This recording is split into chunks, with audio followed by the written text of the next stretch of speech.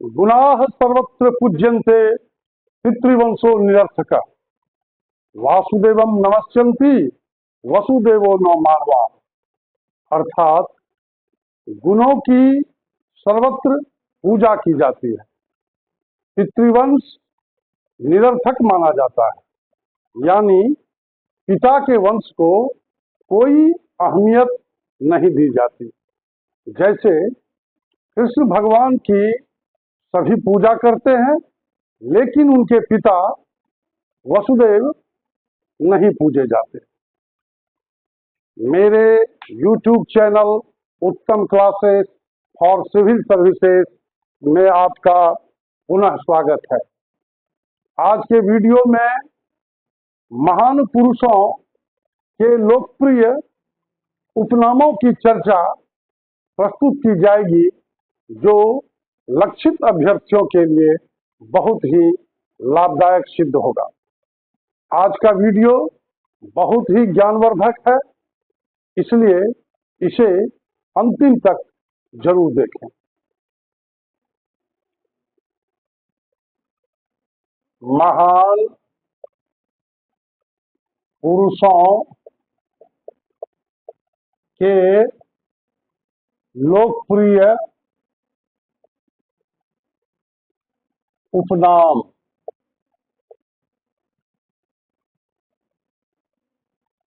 बाईं ओर हेडिंग में हम लोग लिखेंगे महान पुरुषों के नाम, तथा दाहिनी ओर हेडिंग में हम लोग लिखेंगे लोकप्रिय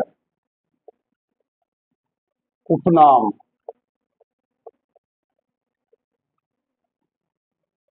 सबसे पहले हम लोग महात्मा गांधी से ही शुरू करते हैं।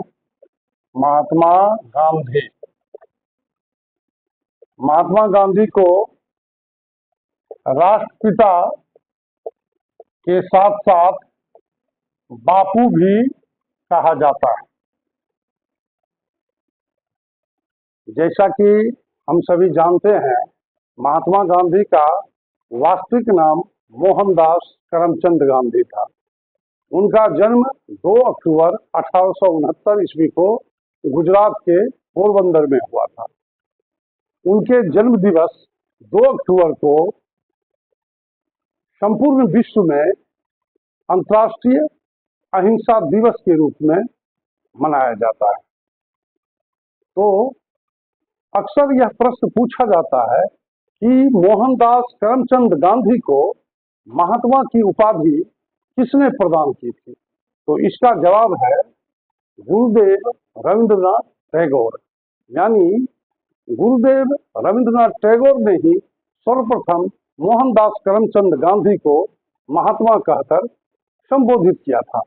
उसके बाद वे महात्मा गांधी के नाम से पूरी दुनिया में मशहूर हुए। दूसरा सवाल यह भी अक्सर पूछा जाता है कि महात्मा गांधी को राष्ट्रपिता कहकर सबसे पहले किसने संबोधित किया था? तो इसका जवाब है नेताजी सुभाष चंद्र बोस। नेताजी सुभाष चंद्र बोस ने सर्वप्रथम आजाद हिंद फौज रेडियो पर बोलते हुए कहा था, महात्मा गांधी को संबोधित करते हुए कहा था कि राष्ट्रपिता स्वतंत्रता की, इसे हम लोग इस रूप में कह सकते हैं कि राष्ट्रपिता भारत की मुक्ति का युद्ध शुरू हो चुका है, इसमें हमें आपका समर्थन एवं आशीर्वाद चाहिए। तो नेताजी सुभाष चंद्र बोस प्रथम व्यक्ति थे जिन्होंने महात्मा गांधी को राष्ट्रपिता कहकर संबोधित किया।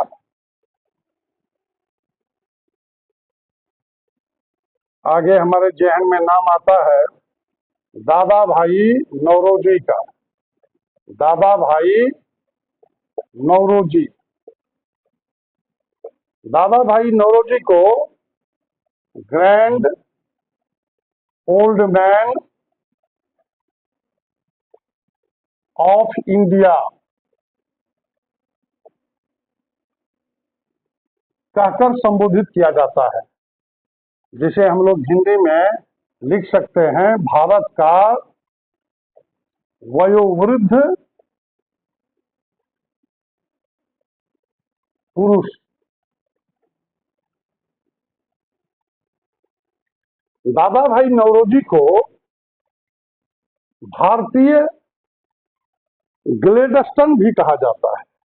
भारतीय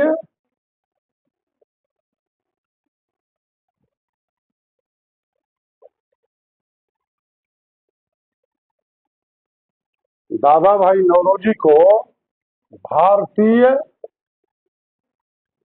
ग्लेडस्टोन भी कहा जाता है।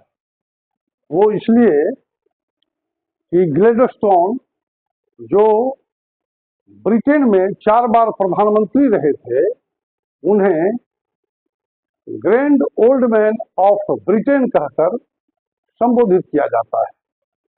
तो ग्लेडस्टोन की जो स्थिति ब्रिटेन में रही है, वही स्थिति हम लोग भारत में दादा भाई नौरोजी की देखते हैं। वे grand old man of Britain कहलाते हैं, तो Dadabhai Naoroji grand old man of India कहलाते हैं। इसीलिए हम लोग दादा भाई नौरोजी को भारतीय ग्लेडस्टोन की उपाधि से संपृक्त समझेंगे। यानी कहने का तात्पर्य यह है कि दादा भाई नौरोजी को भारतीय ग्लेडस्टोन भी कहा जाता है।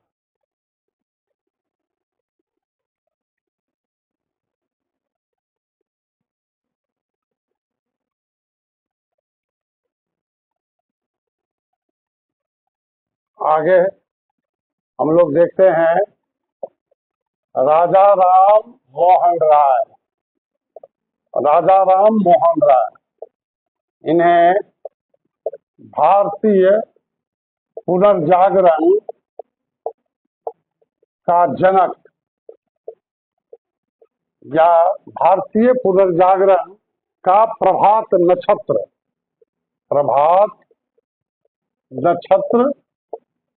कहा जाता है। तो भारतीय पुनर्जागरण के अंतर्गत समाज सुधार आंदोलन के अगुवा राजा राम मोहन राय ही माने जाते हैं। उन्होंने ही सर्वप्रथम भारत में समाज सुधार आंदोलन का मार्ग प्रशस्त किया था। इसलिए राजा राम मोहन राय को फादर ऑफ इंडियन रेनेसां यानी भारतीय पुनर्जागरण का जनक माना जाता है।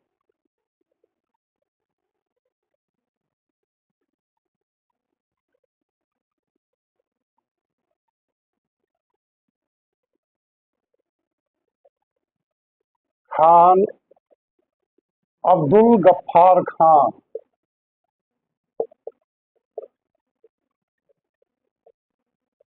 खान अब्दुल गफ्फार खान को बादशाह खान एवं सीमांत गांधी यानी फ्रंटियर गांधी कहकर संबोधित किया जाता है।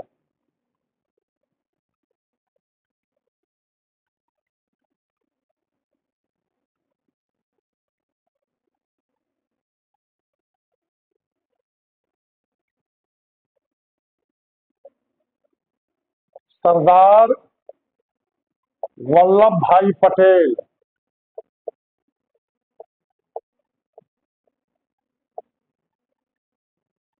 इन्हें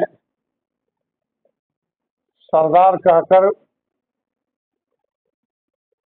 संबोधित किया जाता है।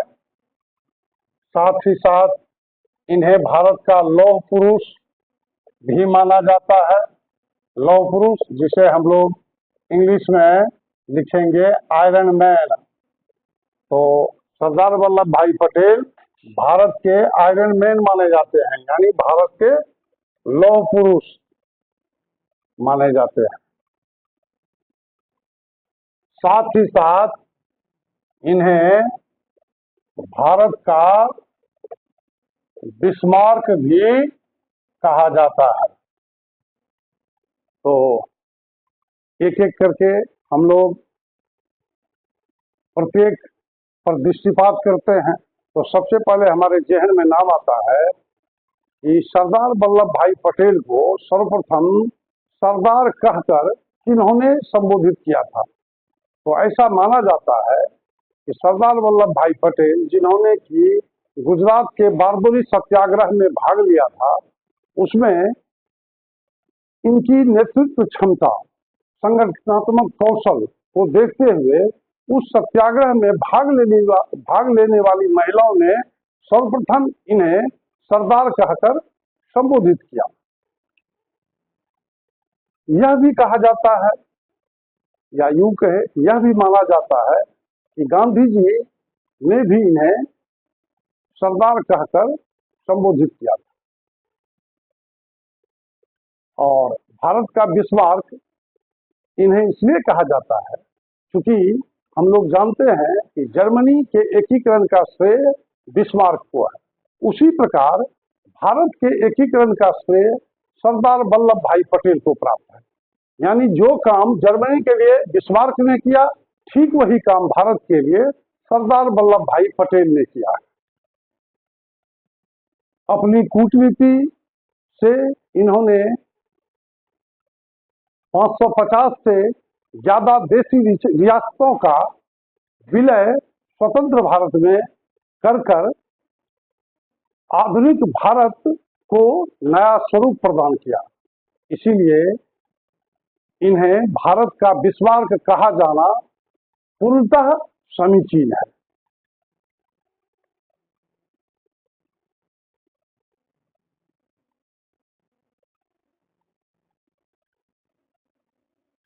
आगे बारी है सरोजिनी नायडू की, जो स्वतंत्र भारत की पहली महिला राज्यपाल थी।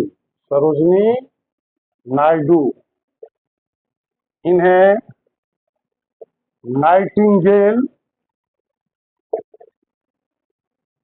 ऑफ इंडिया के नाम से अभिहित किया जाता है, यानी संबोधित किया जाता है, जिसका हिंदी पर्याय हुआ भारत कोकिला।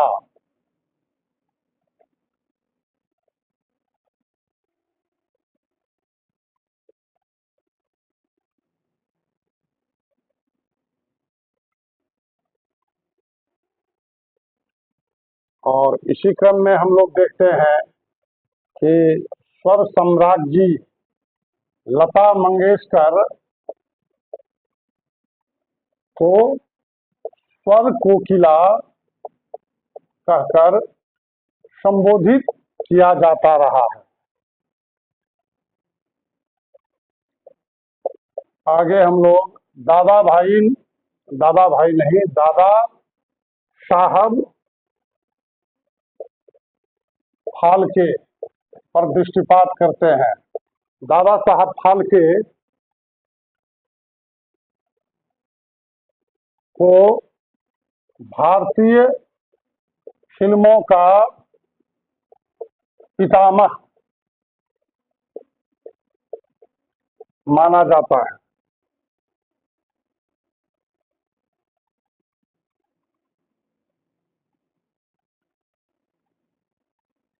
आगे हम लोग देखते हैं तो हमारे ध्यान में नजर आता है नाम काजी नजरुल इस्लाम का। काजी नजरुल इस्लाम को विद्रोही कवि कहकर संबोधित किया गया है।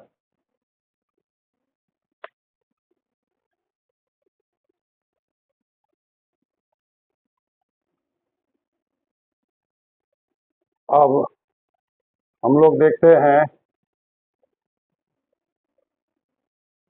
हमारे ध्यान में आता है नाम लाला लाजपत राय का। लाला लाजपत राय, इन्हें पंजाब केसरी कहा जाता था।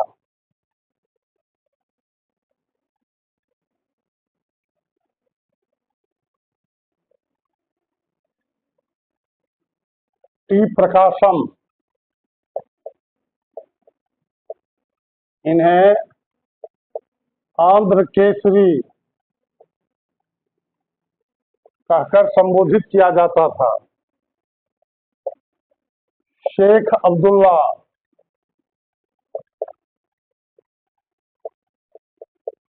इन्हें शेर ए कश्मीर कहकर संबोधित किया जाता था। शेर ए कश्मीर को अगर ए को हम लोग संयुक्त कर दें तो ये इस रूप में लिखा जाता है, शेर ए कश्मीर। तो दोनों ही तरीका सही है, शेर ए कश्मीर लिखा जाए अथवा शेर ए कश्मीर लिखा जाए।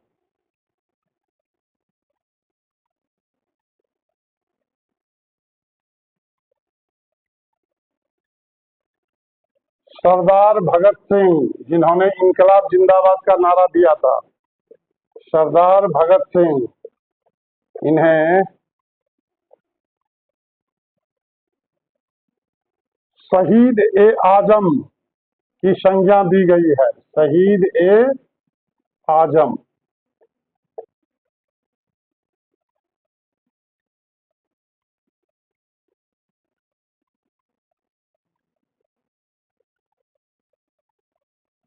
मोहम्मद, पाकिस्तान के संस्थापक मोहम्मद अली जिन्ना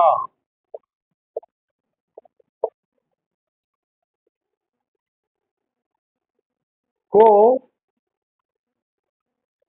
शुरुआती दौर में भारत के राष्ट्रीय स्वतंत्रता आंदोलन में हिंदू मुस्लिम एकता में अपनी सकारात्मक भूमिका निभाने के चलते कभी सरोजिनी नायडू ने, ऐसा कहा जाता है कि उन्हें कायदे आजम कहकर संबोधित किया था, कायदे आजम।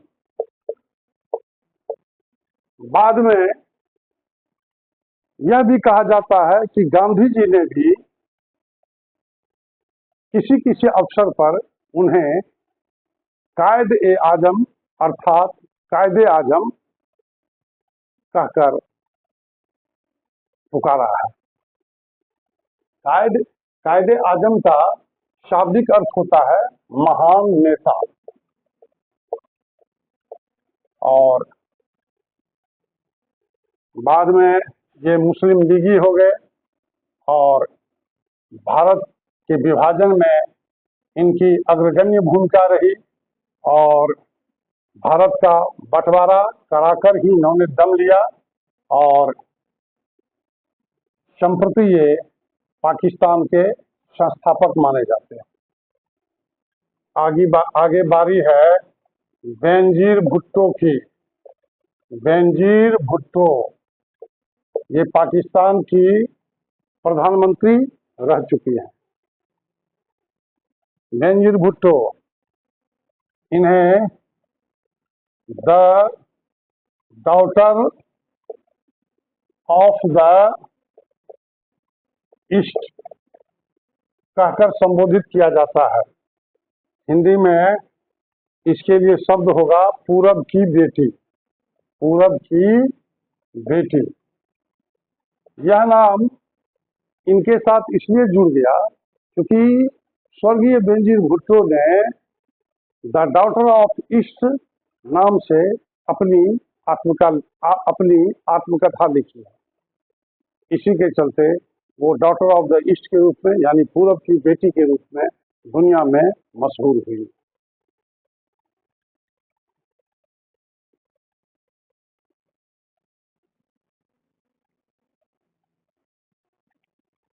आगे हम लोग बाल गंगाधर तिलक पर दृष्टिपात करते हैं। बाल गंगाधर तिलक, इन्हें लोकमान्य कहा जाता था।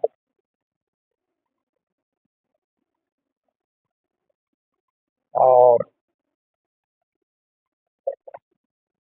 आगे हम लोग तीन नामों पर विचार करेंगे, लाला लाजपत राय, बाल गंगाधर तिलक,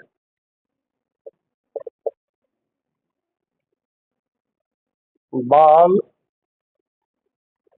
गंगाधर तिलक व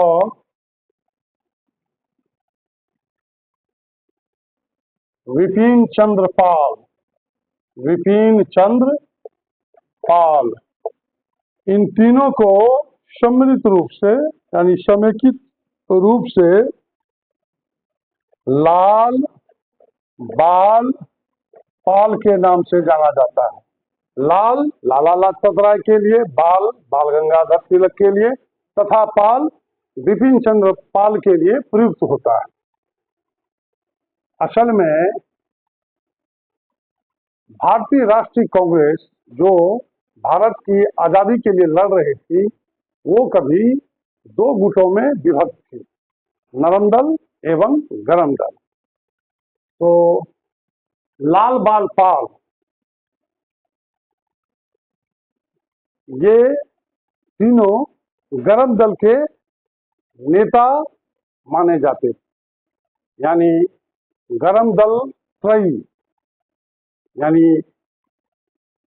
गरम दल के नेताओं में ये तीनों अग्रगण्य नेताओं के रूप में शुमार थे।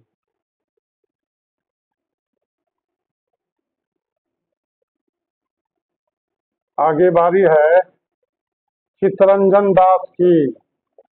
चित्तरंजन दास, इन्हें देशबंधु कहकर संबोधित किया जाता था।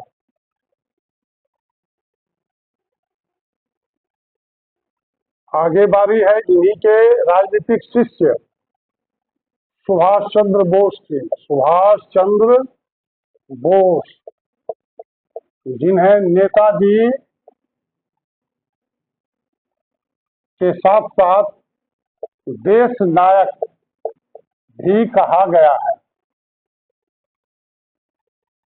अक्सर यह प्रश्न पूछा जाता है कि सुभाष चंद्र बोस को नेताजी कहकर सर्वप्रथम किन्होंने संबोधित किया था।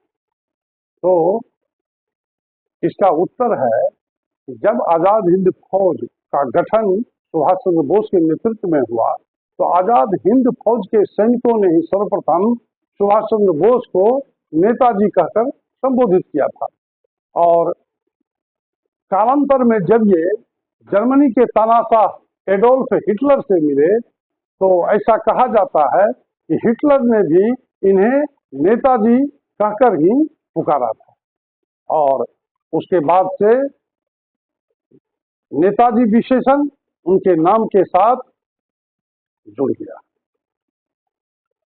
सुभाष चंद्र बोस को देश नायक भी कहा जाता है और ऐसा माना जाता है कि देश नायक की उपाधि सुभाष चंद्र बोस को गुरुदेव रविंद्रनाथ टैगोर ने दी थी।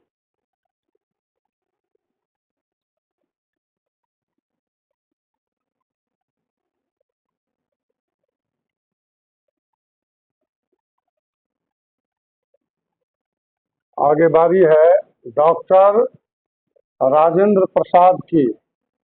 डॉक्टर राजेंद्र प्रसाद, इन्हें देश रत्न कहकर पुकारा जाता था। साथ ही साथ इन्हें अजात शत्रु कहकर भी संबोधित किया गया है।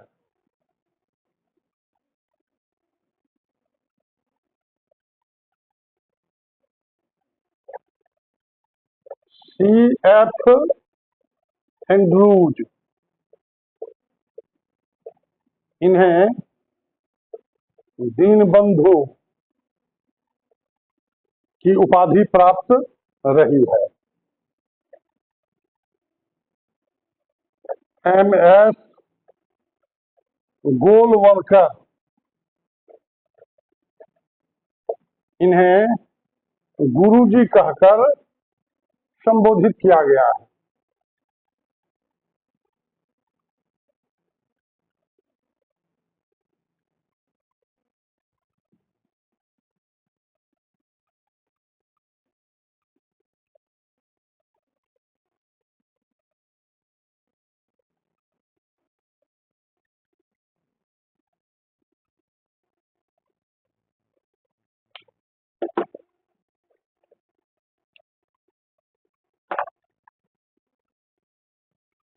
आगे बारी है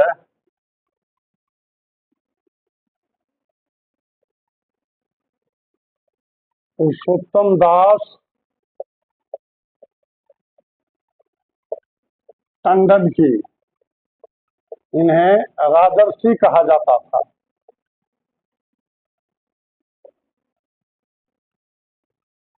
सी राजगोपालाचारी, जो स्वतंत्र भारत के प्रथम गवर्नर जनरल रहे हैं। सी राजगोपालाचारी, इनकी उपाधि थी राजा जी, यानी इन्हें राजा जी कहकर संबोधित किया जाता था। रविंद्रनाथ टैगोर,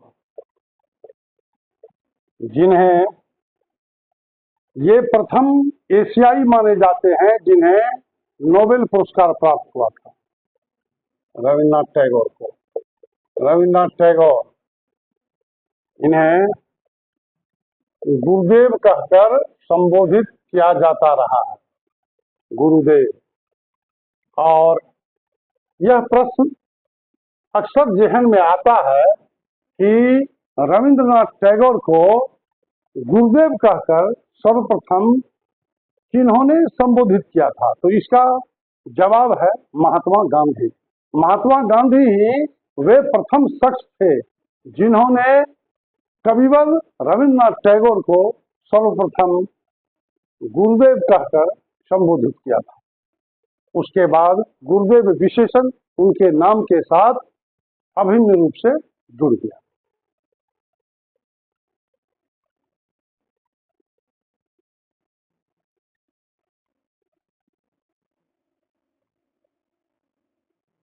आगे बारी है जवाहरलाल नेहरू की। जवाहरलाल नेहरू को चाचा कहकर संबोधित किया जाता रहा है। ये बच्चों में बड़े ही लोकप्रिय थे और ऐसा माना जाता है कि नेहरू जी को बच्चों से अत्यधिक लगाव था।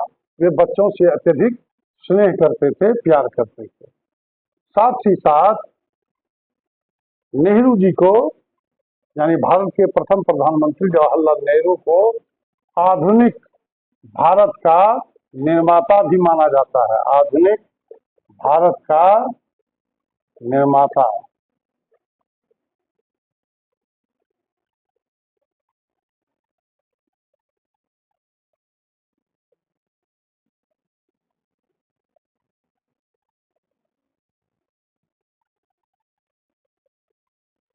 आगे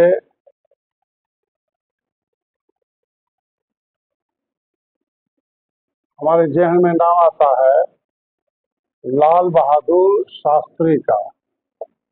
लाल बहादुर शास्त्री का, इन्होंने ही जय जवान और जय किसान का नारा दिया था। लाल बहादुर शास्त्री को शांति पुरुष की उपाधि से नवाजा गया है।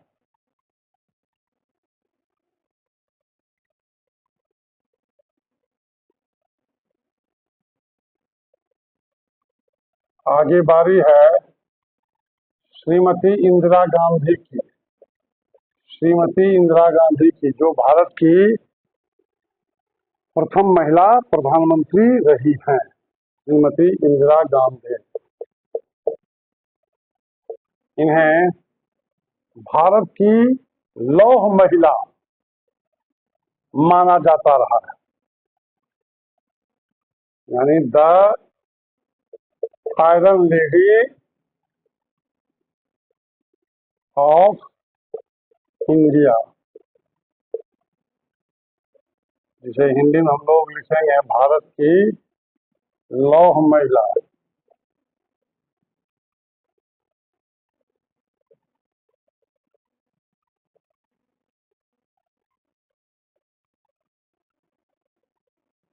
आगे हम लोग राजीव गांधी के नाम पर विचार करते हैं। राजीव गांधी,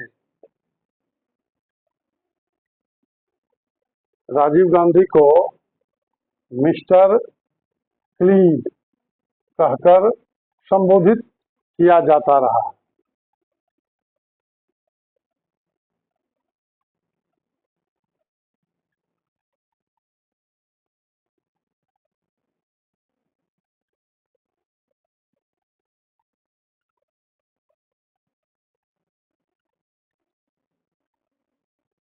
आगे नाम आता है डॉक्टर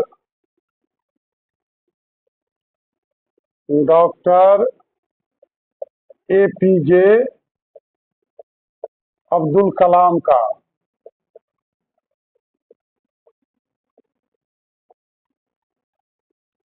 इनको the missile man of India कहकर संबोधित किया गया है।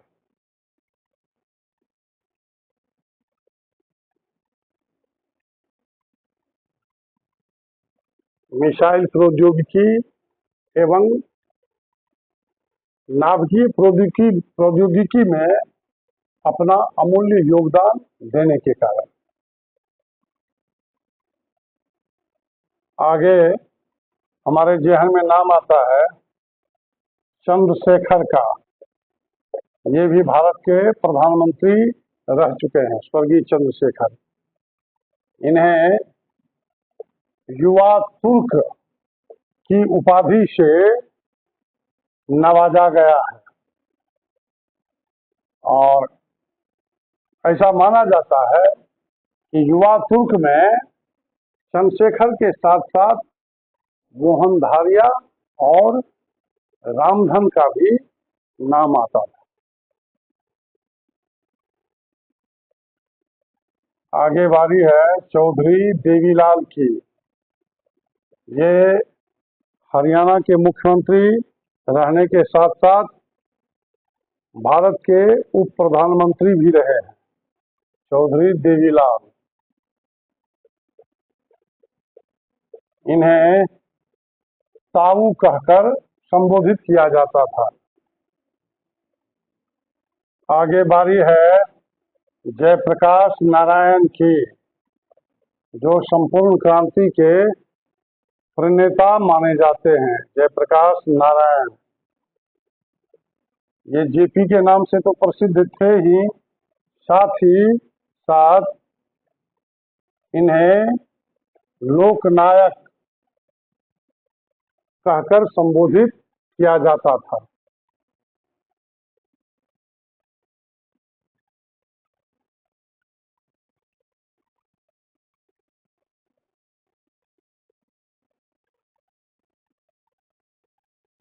आगे बारी है डॉक्टर श्री कृष्ण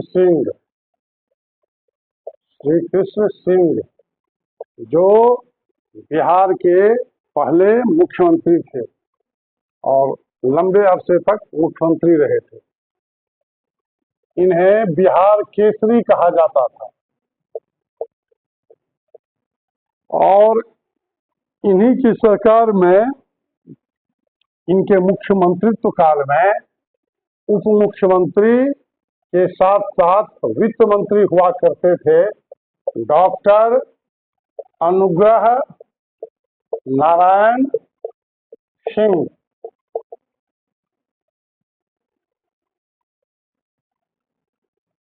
इन्हें बिहार विभूति कहा जाता था।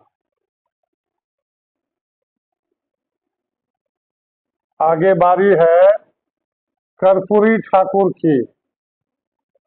कर्पूरी ठाकुर ये भी बिहार के मुख्यमंत्री रह चुके हैं, स्वर्गीय कर्पूरी ठाकुर। कर्पूरी ठाकुर को लोग प्यार से, आदर से जननायक कहकर पुकारते थे, जननायक।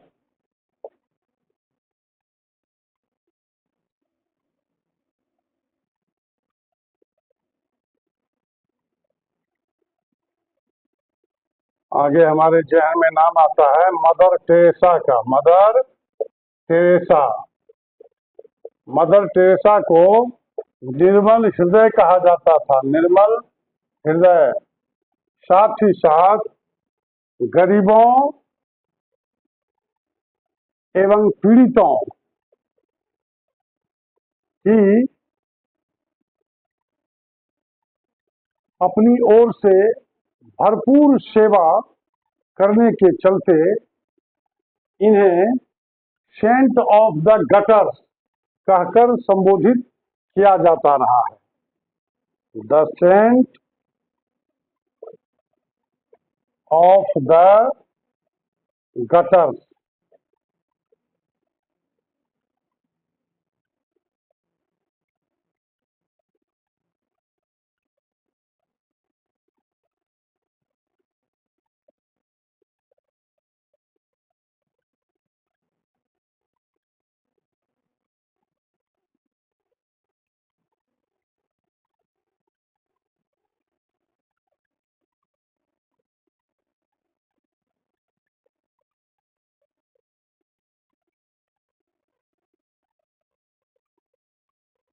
आगे हमारे जहन में नाम आता है चाणक्य का।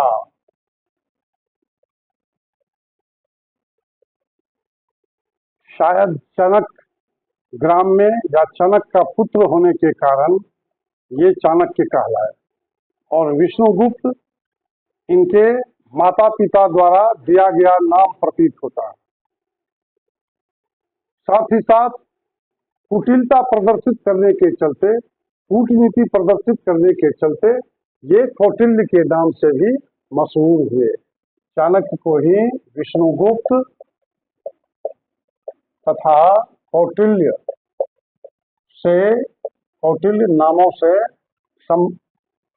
नामों से जाना जाता है। चाणक्य, इन्हें भारतीय मैकियावेली कहा जाता है।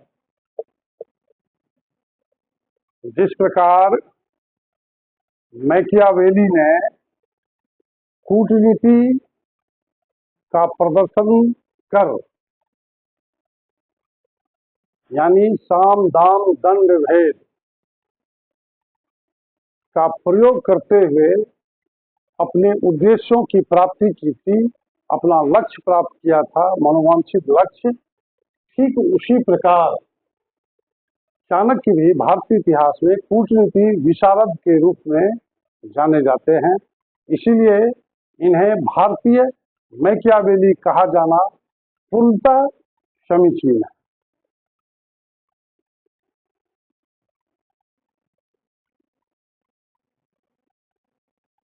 आगे बारी है समुद्रगुप्त के, जो गुप्तवंशी शासक थे। समुद्रगुप्त, इन्हें भारत का नेपोलियन कहा गया है। यह प्रश्न अक्सर परीक्षाओं में पूछा जाता है कि गुप्तवंशी शासक समुद्रगुप्त को भारतीय नेपोलियन की संज्ञा से किस इतिहासकार ने अभिहित किया था, यानी किस इतिहासकार ने संबोधित किया था। तो इसका जवाब होता है V.A. स्मिथ, यानी विंसेंट आर्थर स्मिथ, जो ब्रिटिश इतिहासकार थे तथा जिन्होंने अर्ली हिस्ट्री ऑफ इंडिया नाम से भारतीय इतिहास विषयक ग्रंथ लिखा था। उसी पुस्तक में समुद्रगुप्त की प्रकारांतर से विवेचना करते हुए उन्होंने इन्हें भारतीय नेपोलियन साबित करने की चेष्टा की है।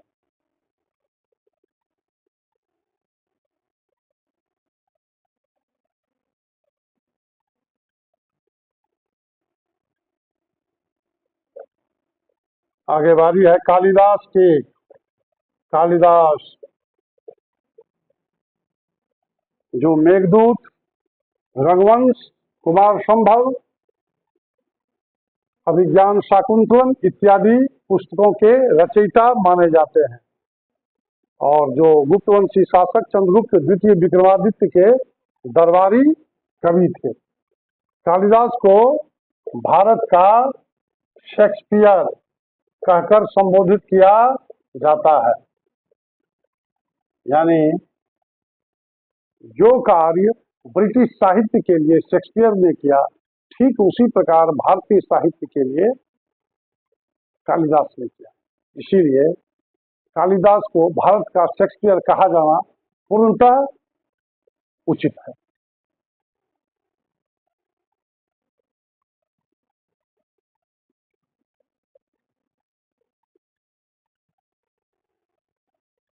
आगे बारी है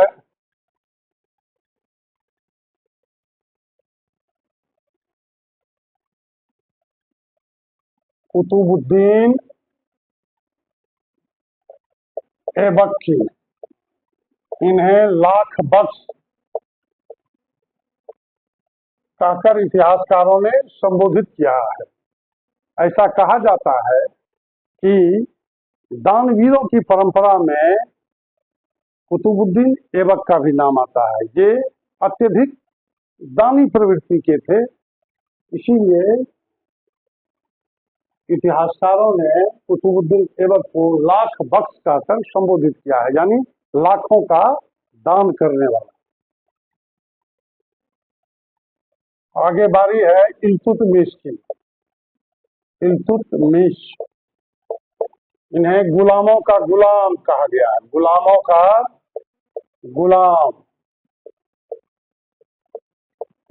चूंकि गुलामों का गुलाम इल्तुतमिश को इसलिए कहा जाता है क्योंकि इल्तुतमिश कुतुबुद्दीन ऐबक का गुलाम था और कुतुबुद्दीन ऐबक जो है वह मोहम्मद गोरी का गुलाम था, इसीलिए इल्तुतमिश को गुलामों का गुलाम कहा जाता है।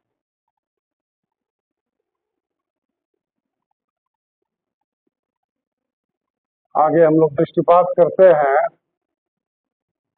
अमीर खुसरो पर। अमीर खुसरो जो प्रसिद्ध सूफी संत निजामुद्दीन औलिया के शिष्य माने जाते हैं, और अमीर खुसरो को ही सितार एवं तबले के आविष्कार का श्रेय भी दिया जाता है। अमीर खुसरो को तोता ए हिंद, यानी हिंद का तोता, हिंद यानी हिंदुस्तान का तोता कहा गया है।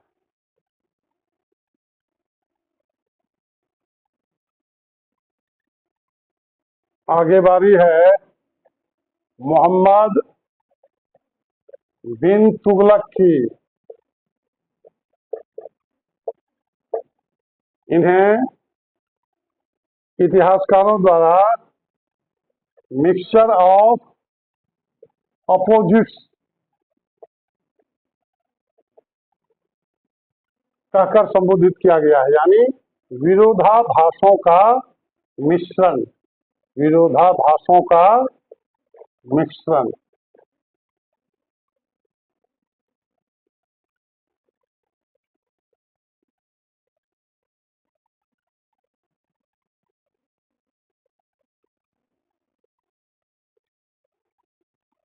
आगे बारी है जैनुल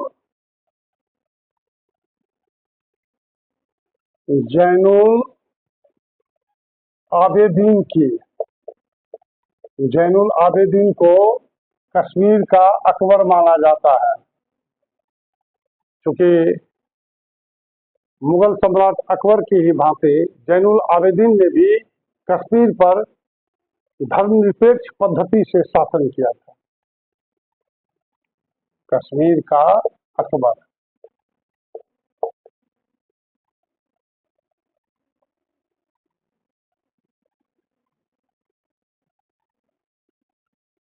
आगे बारी है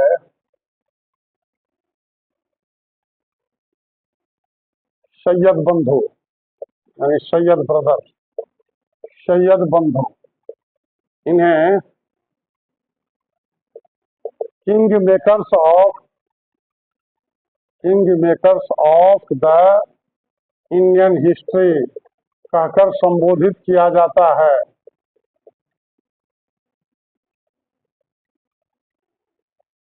अगर इसको हिंदी में कहा जाए तो हिंदी में इसे लिखा जाएगा भारतीय इतिहास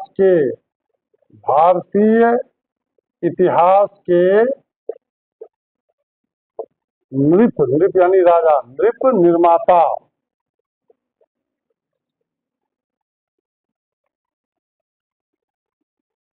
ऐसा कहा जाता है कि सैयद बंधु के अंतर्गत हम लोग दो भाई को पाते हैं। एक का नाम था सैयद हुसैन अली तथा दूसरे का नाम था अब्दुल्ला खान। इन दोनों भाइयों ने संयुक्त रूप से 1713 से लेकर 1720 तक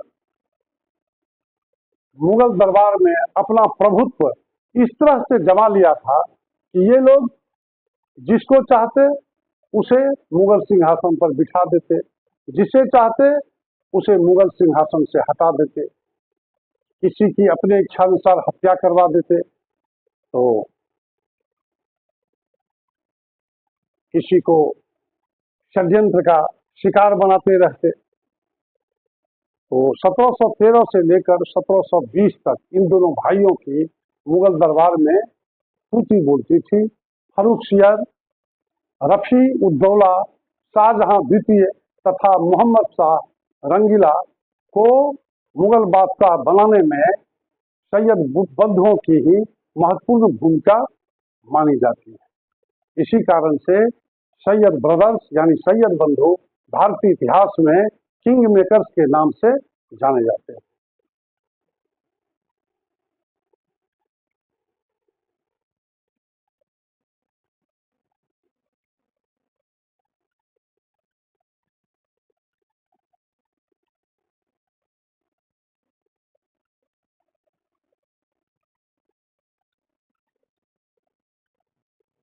अब हम लोग खेल एवं खिलाड़ियों पर दृष्टिपात करते हैं।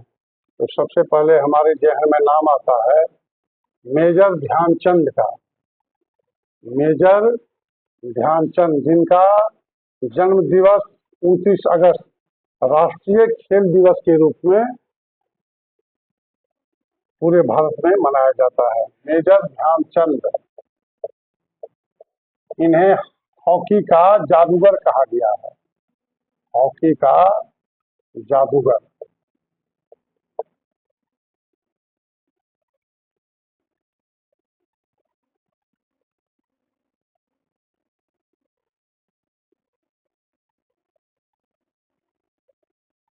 आगे नाम आता है पीटी उषा का। पीटी उषा। पीटी उषा को उड़न परी, उड़न परी कहकर संबोधित किया जाता है। आगे बारी है मिल्खा सिंह की।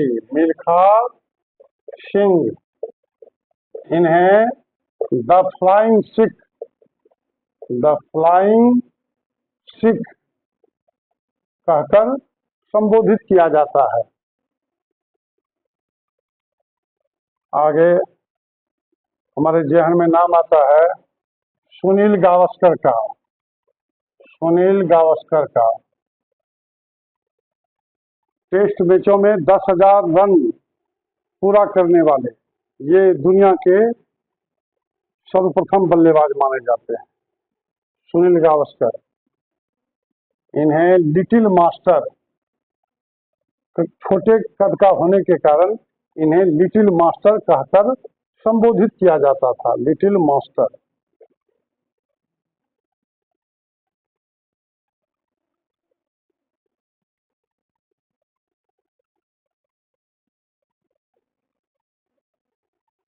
आगे बारी है कपिल देव की, जिन्होंने 1983 में अपनी कप्तानी में भारत को वनडे विश्व कप जिताया था। कपिल देव। इन्हें हरियाणा हरिकेन कहकर संबोधित किया जाता था। हरियाणा हरिकेन।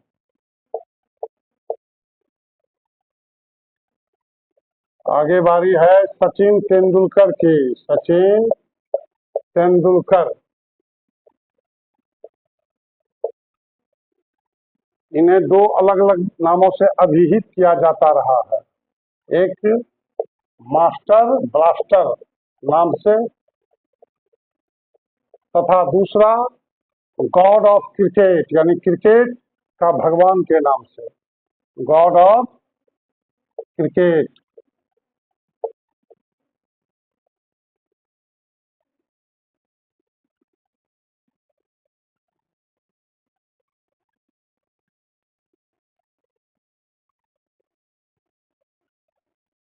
आगे बारी है राहुल द्रविड़ की। राहुल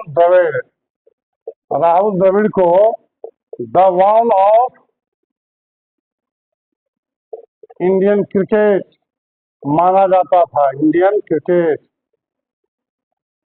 यानी भारतीय क्रिकेट की दीवार कहकर इन्हें संबोधित किया जाता है। भारतीय क्रिकेट की दीवार।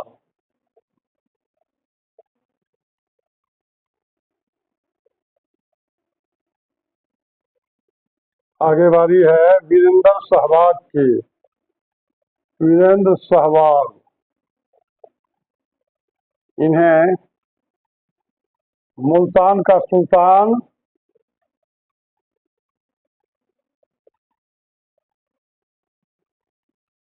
तथा नजफगढ़ का तेंदुलकर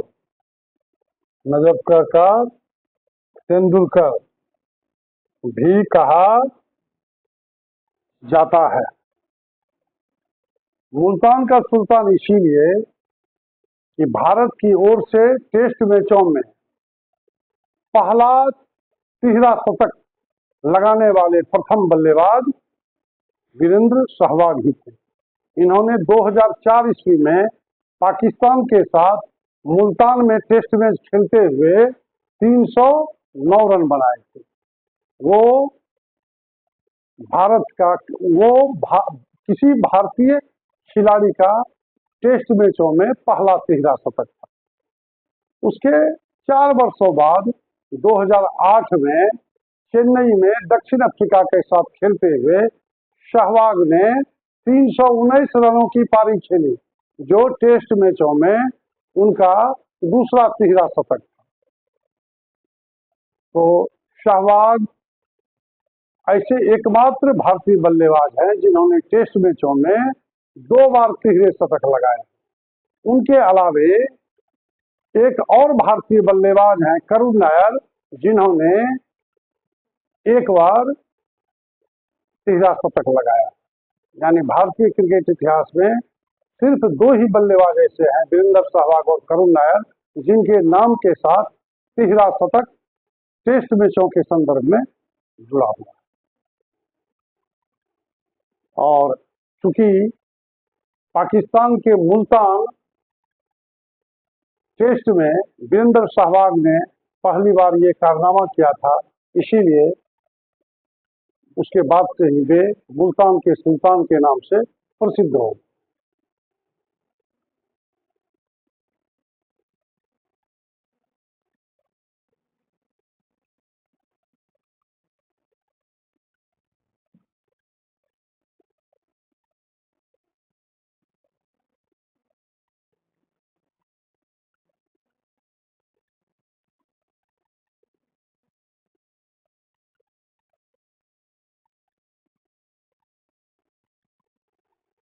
आगे बारी है MS धोनी की।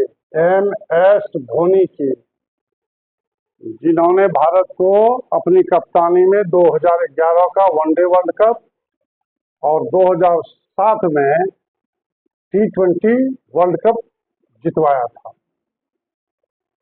और पूरे खेल में मैदान पर शांतचित्त रहने के कारण इन्हें यानी MS धोनी को कैप्टन कूल के नाम से जाना जाता है। Captain cool. आगे बारी है हरभजन सिंह की। हरभजन सिंह, इन्हें टर्मिनेटर कहकर संबोधित किया जाता रहा है। टर्मिनेटर।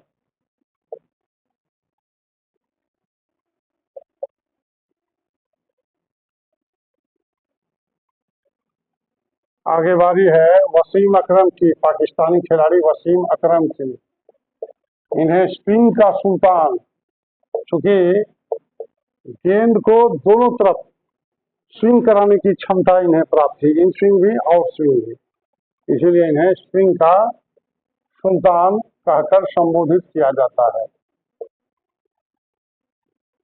आगे बारी है शोएब अख्तर की। शोएब अख्तर, इन्हें रावलपिंडी एक्सप्रेस कहा जाता है, रावलपिंडी एक्सप्रेस। और शोएब अख्तर को ही संपूर्ण क्रिकेट दुनिया का सबसे तेज गेंदबाज माना जाता है, क्योंकि क्रिकेट इतिहास में सबसे तेज गेंद इन्हीं के द्वारा फेंकी गई मानी जाती है।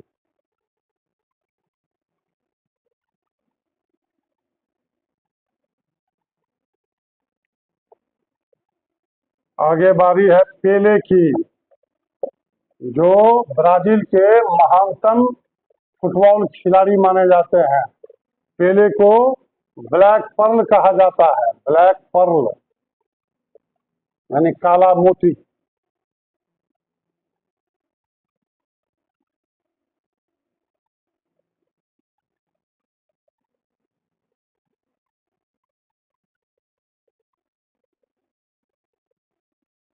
आगे बारी है शेख मुजीबुर रहमान, जो बांग्लादेश के संस्थापक माने जाते हैं, शेख मुजीबुर रहमान। इन्हें बंगबंधु कहकर संबोधित किया जाता है, बंगबंधु। आगे बारी है डॉक्टर हो ची मिन्ह, वियतनाम को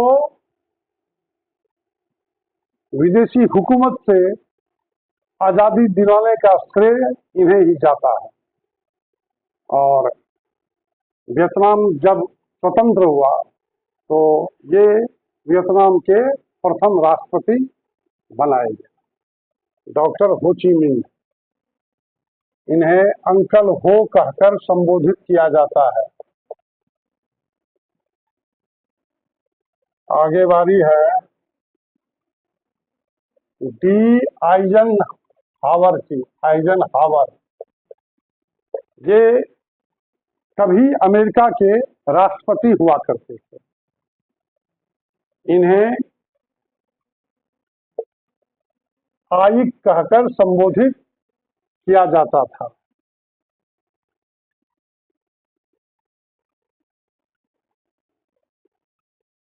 उन्नीस सौ 94 में जो बीपीएससी के द्वारा शिक्षक की परीक्षा आयोजित की गई थी, उसकी प्रारंभिक परीक्षा में एक प्रश्न पूछा गया था और कटिहार जिला के विद्यार्थियों ने उस प्रश्न को हल किया होगा। तो उसमें एक प्रश्न ये था कि भारत की यात्रा पर आने वाले प्रथम अमेरिकी राष्ट्रपति कौन थे। 4 ऑप्शन था, उसमें एक ऑप्शन डी आइजन हावर का भी था और यही सही आंसर है, यानी डी आइजन हावर ही ऐसे अमेरिकी राष्ट्रपति थे, यानी इसको दूसरे तरह से भी हम लोग कह सकते हैं कि भारत की यात्रा पर आने वाले प्रथम अमेरिकी राष्ट्रपति डी आइजन हावर थे, जिन्हें आई कहकर संबोधित किया जाता था।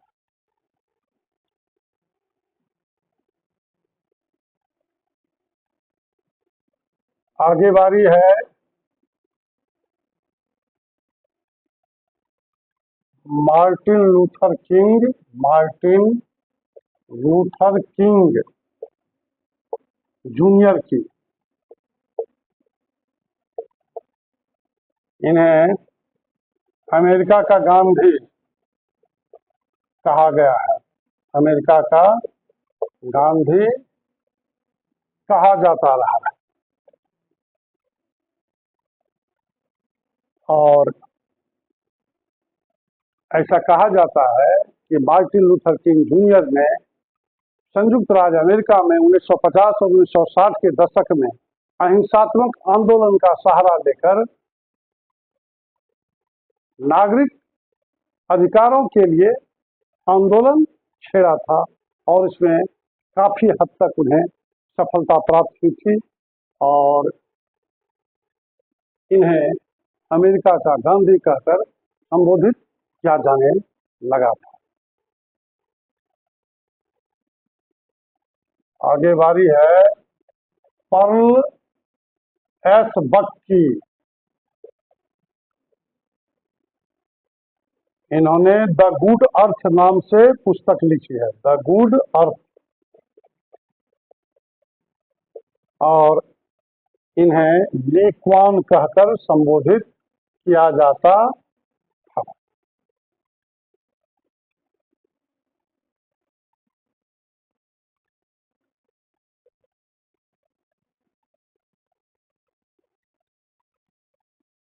आगे हम लोग दृष्टिपात करते हैं नेल्सन मंडेला पर। नेल्सन मंडेला जो लंबे अरसे तक दक्षिण अफ्रीका की जेलों में बंद रहे थे,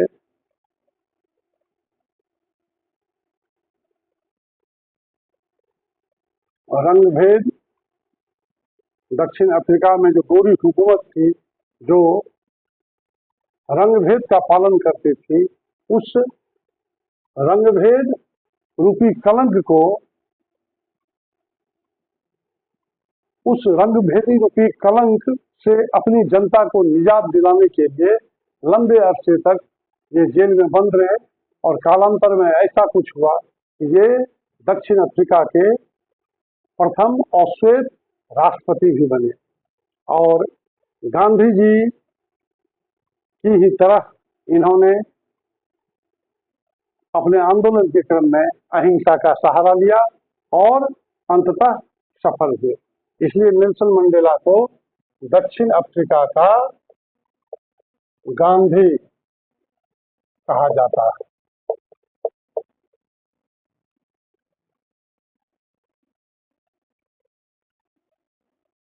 आगे बारी है एलिजाबेथ प्रथम की। इन्हीं के शासनकाल में 1600 ईस्वी में ईस्ट इंडिया कंपनी की स्थापना हुई थी। एलिजाबेथ प्रथम, इन्हें the maiden queen, the maiden queen, इसको हम लोग इस रूप में भी लिख सकते हैं द वर्जिन क्वीन। इन्हें द वर्जिन क्वीन भी कहा जाता है। तो हम लोग द मेडन क्वीन कह के संबोधित करें अथवा द वर्जिन क्वीन कह करके, इसका तात्पर्य ये हुआ कि ऐसी क्वीन जो अनमैरिड रह गई। ऐसा कहा जाता है कि एलिजाबेथ प्रथम ने आजीवन शादी न करने की शपथ ली थी और वे आजीवन अपने इस वचन पर कायम रही और अंततः कुंवारी ही रही। इसलिए वे द मेडन क्वीन या द वर्जिन क्वीन के नामों से पूरी दुनिया में मशहूर हुई।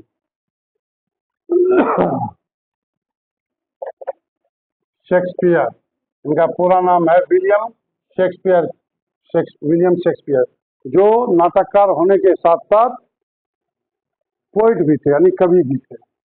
शेक्सपियर, इन्हें बार्ड ऑफ एवन कहकर संबोधित किया गया है। आगे बारी है ग्लेडस्टोन की। ग्लेडस्टोन जो ब्रिटेन के 4 बार, ग्लेडस्टोन को 4 बार ब्रिटेन के प्रधानमंत्री बनने का सौभाग्य प्राप्त हुआ। ग्लेडस्टोन, इन्हें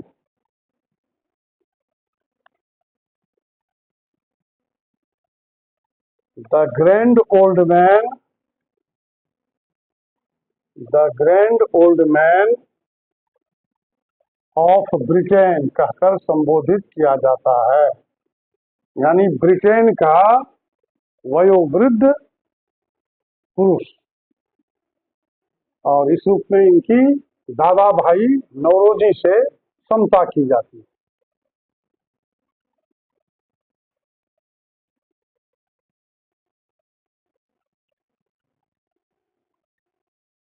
आगे बारी है ड्यूक ऑफ वेलिंगटन की। ड्यूक ऑफ वेलिंगटन, इन्हें the iron Duke, the iron Duke कहकर संबोधित किया जाता है, दृढ़ निश्चयी होने के चलते, एकदम संकल्पित,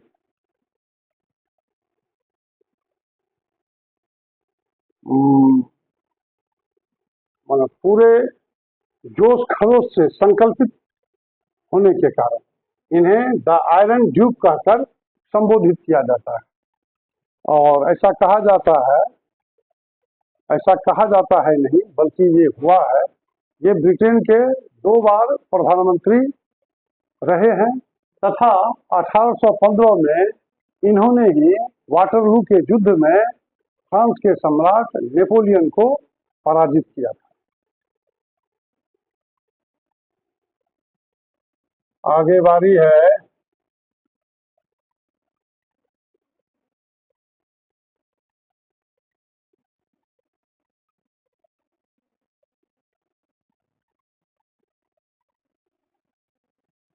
रिचर्ड कोबडेन की। रिचर्ड कोबडेन,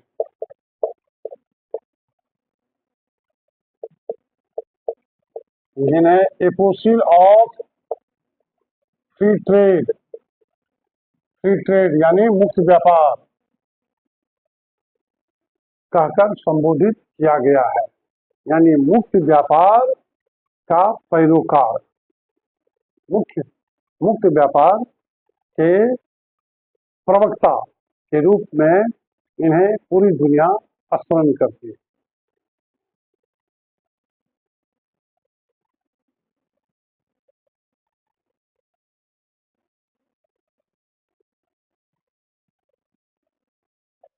आगे बारी है फ्लोरेंस नाइटिंगेल की। नाइटिंगेल की, इन्हें the lady with the lamp कहकर संबोधित किया गया है।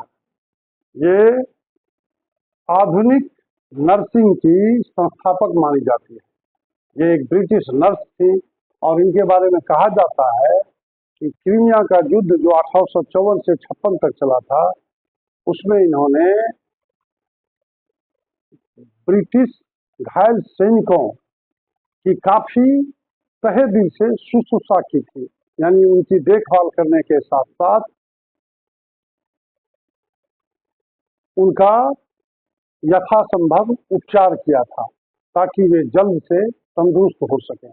ऐसा कहा जाता है कि ये रात में एक लैंप लेकर निकलती थी और सैनिकों के शिविरों में जाती थी और वहां घायल सैनिकों का उपचार किया करती थी। इसीलिए इनका नाम the lady with the lamp से पूरी दुनिया में मशहूर हो गया।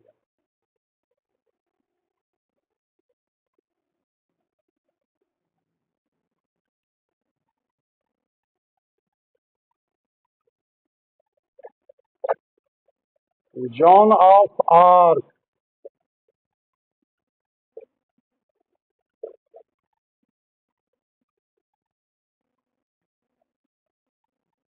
इन्हें the made of Orleans, ORLEANS, इन्हें द मेड ऑफ ऑर्लियंस कहकर संबोधित किया जाता है। ये फ्रांस की राष्ट्रीय नायिका मानी जाती है, क्योंकि किसी खास युद्ध में इन्होंने सैनिकों का नेतृत्व करते हुए अपने देश फ्रांस के लिए महती भूमिका का निर्वहन किया था। और फ्रांस की जनता के दिलों में उसी समय से इन्हें सम्मान प्राप्त रहा है।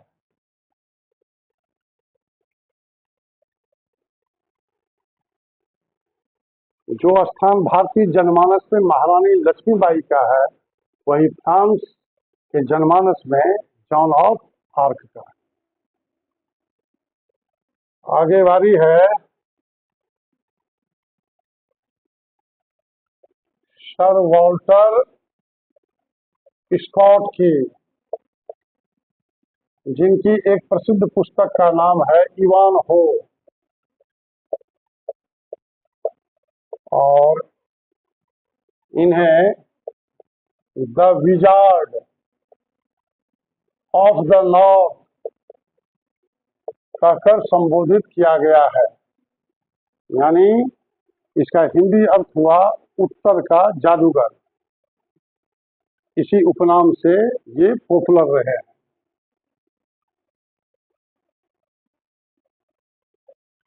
आगे बारी है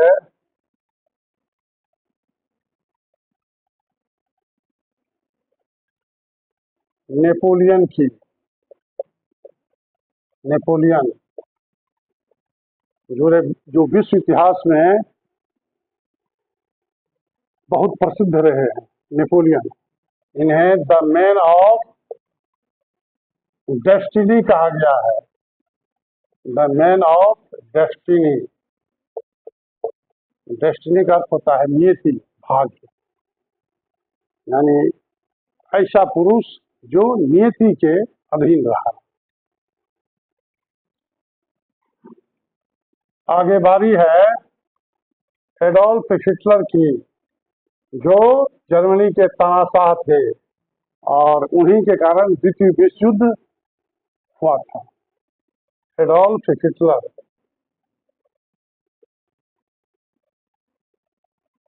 हिटलर।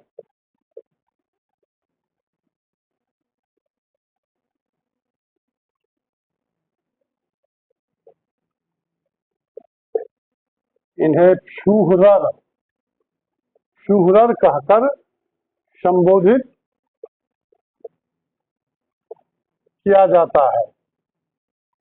जर्मन भाषा में फ्यूहरर का शाब्दिक अर्थ होता है महान नेता नहीं, बल्कि नेता। फ्यूहरर को जर्मन भाषा में हम लोग नेता समझेंगे। नेता यानी मार्गदर्शक।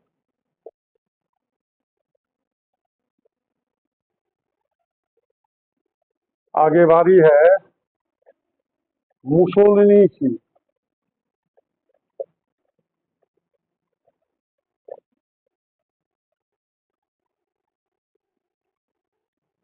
मुसोलिनी को ड्यूस कहकर संबोधित किया गया है।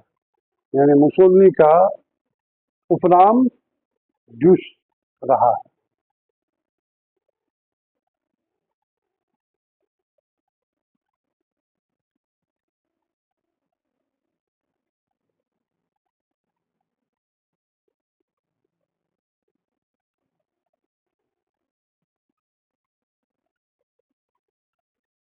आगे बारी है जनरल रोमेल की। जनरल रोमेल, इन्होंने द्वितीय विश्व युद्ध में जर्मन सेना की ओर से अत्यंत ही महत्वपूर्ण भूमिका निभाई थी। ये जर्मन सेना में फील्ड मार्शल रहे थे जनरल रोमेल। इन्हें द डिजर्ट फॉक्स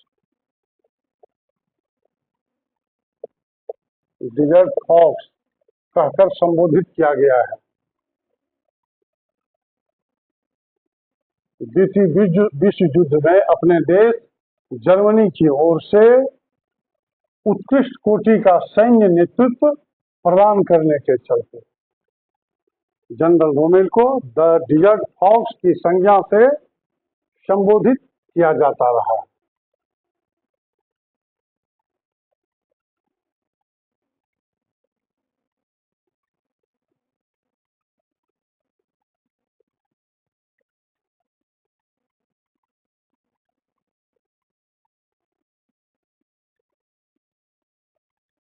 आज के वीडियो में बस इतना ही।